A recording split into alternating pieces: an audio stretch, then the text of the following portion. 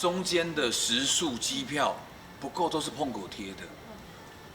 碰狗光是贴公益活动的，因为我们做公益是不拿酬劳，所以所有艺人都是来帮忙的。然后我们邀请日本跟韩国的明星来打，也都是帮他们出那个机票跟住宿的钱。那不够都是碰狗贴。来，从这边开始哦。好，这边开始。左边。这边呢？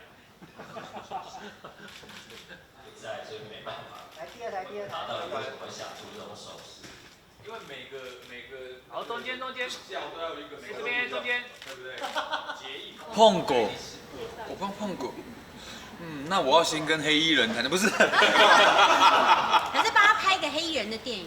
其实碰狗的工作不会比我少，他是欠的钱比我多。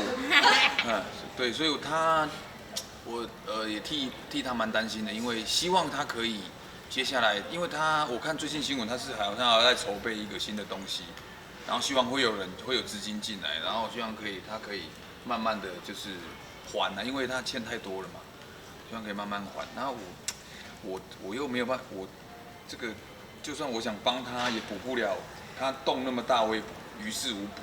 我们那个每年都会打公益棒球赛，你知道公益棒球赛我们会请韩国队，然后日本队，然后我们会弄一个台日韩的友谊赛。然后我记得去年在韩国，我们一起去韩国打。前年，然后后来去年是邀请他们来台湾打。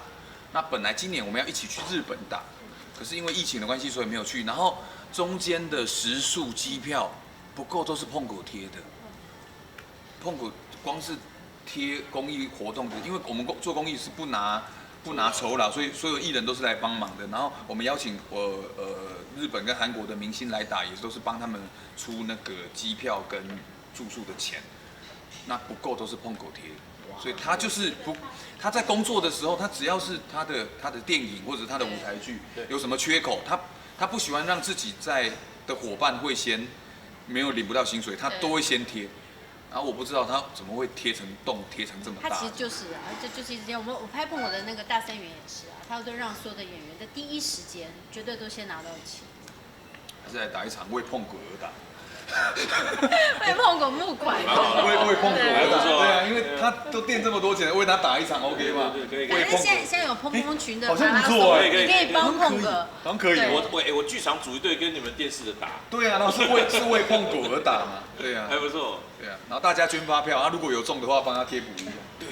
对啊，不要，我们不要有就捐发票，真的有钱呐，不要捐发票有中就他好运，没有中就我们没办法。为碰狗而打好像不错。